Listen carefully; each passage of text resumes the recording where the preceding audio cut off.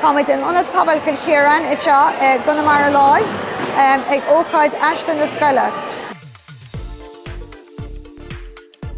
Siad a gceist le ócáid Aistear na Scoile ná ceiliúradh scéim budaí Gaeilge a bhí agan san 8 bunscoile Conamara Láir agus na coistí Gaeilge in sa Iorras bunscoileanna.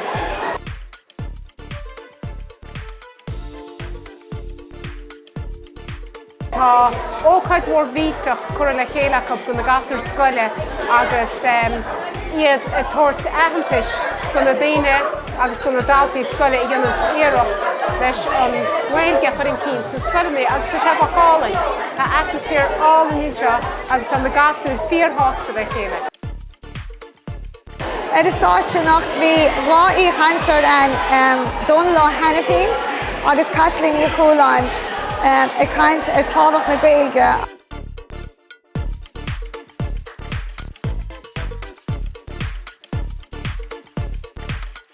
Láid me sé leis na tuismitheoirí agus leis an Pobail a bhíonn seo. Díreach faoin gine a rinne me mo chud gasúr héana a thógáil le Gaeilge agus cén na buntáistí agus cén leas a bhí le bainte sin saibhrú dhéanana ar a go Gaeilge, faoi aglaí berta, faoi óran ar a seanos, faoi bheits na chéile ag ócáidí rosprí agus tainneamh le fáileasta.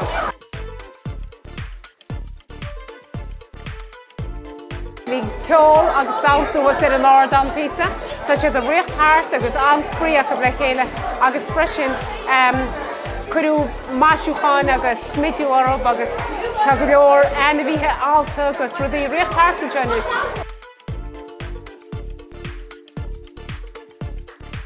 Bhí damseirí blothaoiní bhaininn agus méamh ní chúláin in nacht scoil rince ré orga agus rinne sé písa álainn dain sa gaint lehain na híige lehain ceiliúra.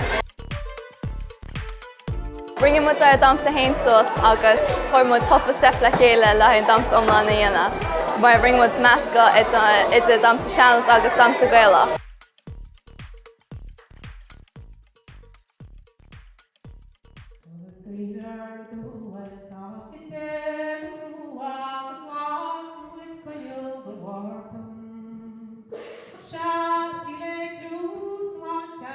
Cínta ní roiin ócáidí mar sin, ní cuimhin lamsa go roiin ócáidí mar seán a bhí me sé bag. Tá me cínta, bhí me breanúir na páistí baga agus iad lán sásta agus iad a breanúir na damseirí agus iad thar bheith sásta. Agus a breanúir na gasúí sin agus iad a fáil na trófís ceapa go chuise 6 braga mór a bhí an go na páistí.